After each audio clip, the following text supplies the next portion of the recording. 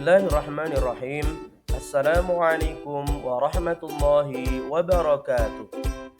Baiklah anak-anak, pada kali ini kita akan belajar peran organisasi Islam di Indonesia dalam mata pelajaran PAI dan Budi Pekerti. Sebelum kita beranjak ke materi selanjutnya, marilah kita memperhatikan terlebih dahulu tujuan pembelajaran untuk materi kali ini.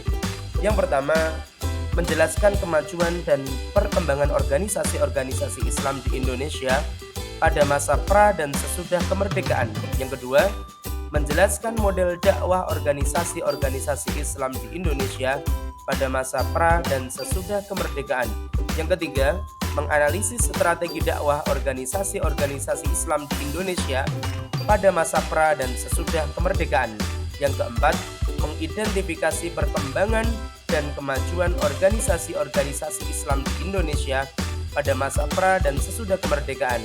Dan yang terakhir, kelima, menganalisis hikmah organisasi-organisasi Islam di Indonesia pada masa pra dan sesudah kemerdekaan. Apa sih pengertian organisasi Islam? Organisasi Islam adalah wadah yang dibentuk oleh umat Islam untuk menjalankan dakwah, memperjuangkan kepentingan umat Islam, dan menyebarkan nilai-nilai Islam di Indonesia.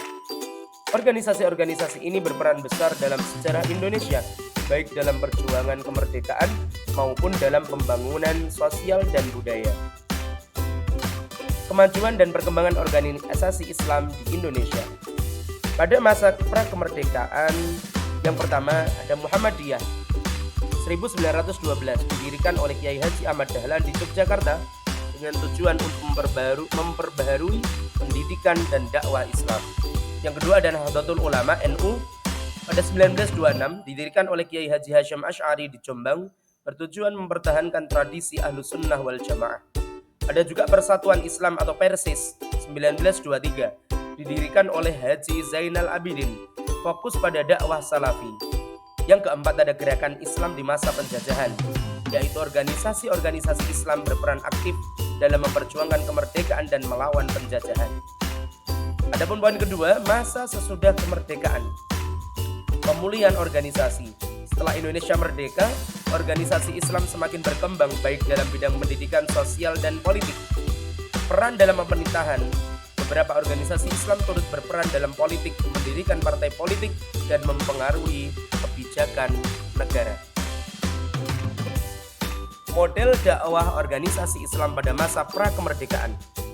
Yang pertama, pendekatan pendidikan, mengembangkan pesantren dan sekolah-sekolah Islam sebagai pusat pendidikan. Yang kedua ada kegiatan sosial, mendirikan rumah sakit, panti asuhan, dan lembaga sosial lainnya. Yang ketiga ada dakwah politik, melawan penjajahan dengan menggerakkan massa dan menyebarkan semangat kemerdekaan. Dan yang keempat, dakwah melalui media, mendirikan surat kabar dan majalah untuk menyebarkan ideologi dan dakwah Islam. Model dakwah organisasi Islam pada masa pasca atau sesudah kemerdekaan. Yang pertama adalah dakwah modern. Organisasi-organisasi Islam seperti Muhammadiyah dan NU mengembangkan dakwah dengan pendekatan moderat dan toleransi terhadap perbedaan agama. Yang kedua, pendidikan formal, memperkenalkan sistem pendidikan modern dengan kurikulum Islam. Yang ketiga ada dakwah sosial, menggerakkan program zakat, bantuan kemanusiaan, dan pemberdayaan ekonomi umat Islam. Dan yang terakhir, keempat, yakni dakwah politik, berperan dalam memperjuangkan kebijakan negara dan menegakkan nilai-nilai Islam dalam kehidupan berbangsa. Strategi dakwah organisasi Islam pada masa pra-kemerdekaan. Yang pertama, pendidikan sebagai sarana dakwah, mendirikan pesantren dan sekolah untuk menyebarkan ajaran Islam. Yang kedua, mobilisasi massa, mengorganisir umat Islam untuk bersatu melawan penjajahan melalui gerakan-gerakan sosial dan politik. Yang ketiga, koalisi dengan organisasi lain. Organisasi Islam berkoalisi dengan organisasi nasionalis dalam memperjuangkan kemerdekaan Indonesia. Adapun strategi dakwah organisasi Islam pada masa pasca atau sesudah kemerdekaan. Yang pertama, pendekatan kultural dan sosial. Organisasi Islam mengedepankan pendekatan kultural dan sosial untuk menguatkan akidah umat Islam dan meningkatkan kualitas hidup mereka. Yang kedua, politik dan partisipasi dalam pemerintahan. Organisasi Islam berpartisipasi dalam pembentukan kebijakan negara dan memperjuangkan penerapan hukum Islam dalam sistem negara. Dan yang ketiga adalah pemanfaatan teknologi, memanfaatkan media massa dan teknologi untuk dakwah seperti radio, televisi, dan media sosial. Perkembangan dan kemajuan organisasi Islam pada masa prakemerdekaan. Yang pertama, organisasi sebagai penggerak perlawanan. Organisasi Islam berperan besar dalam melawan penjajahan melalui dakwah dan perjuangan fisik. Yang kedua, pendidikan dan pemberdayaan umat. Organisasi seperti Muhammadiyah dan NU mendirikan banyak sekolah dan lembaga pendidikan untuk meningkatkan kualitas sumber daya manusia umat Islam.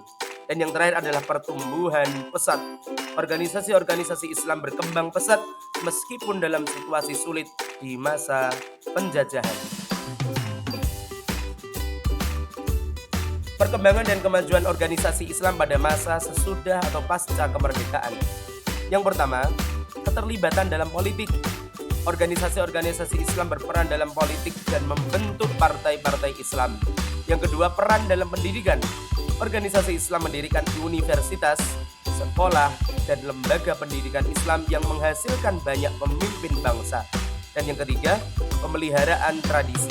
Menjaga dan mengembangkan tradisi Islam di Indonesia sambil mengadaptasi dengan perkembangan zaman. Adapun hikmah dari perkembangan organisasi Islam, yakni yang pertama, meningkatkan kesadaran beragama. Organisasi Islam telah membantu untuk umat Islam memahami dan mengamalkan ajaran agama Islam dengan lebih baik. Yang kedua, menjaga persatuan dan kesatuan. Organisasi Islam berperan dalam menjaga persatuan umat Islam dan bangsa Indonesia meski dalam keragaman. Yang ketiga, pemberdayaan umat. Organisasi Islam berperan dalam pemberdayaan ekonomi, pendidikan, dan sosial umat. Dan yang terakhir, keempat, perjuangan untuk kemerdekaan. Organisasi Islam turut berkontribusi dalam perjuangan kemerdekaan Indonesia, baik melalui dakwah maupun perlawanan terhadap penjajahan. Kesimpulannya dari pembelajaran kita pada kali ini, yang pertama, organisasi Islam memiliki peran yang sangat besar dalam sejarah Indonesia, baik pada masa pra maupun pasca kemerdekaan. Yang kedua, model dakwah yang beragam, strategi yang adaptif, dan kontribusi dalam berbagai sektor. Organisasi Islam telah menjadi salah satu pilar penting dalam pembangunan Indonesia. Dan yang ketiga, hikmah yang dapat kita petik adalah pentingnya persatuan, pendidikan, dan pengamalan ajaran Islam yang moderat dalam kehidupan berbangsa dan bernegara. Terima kasih, semoga pembelajaran pada kali ini bermanfaat dan memberikan pengetahuan untuk kita semuanya. Akhir kata, billahi taufiq wal hidayah, warridha wal inayah. Assalamualaikum warahmatullahi wabarakatuh.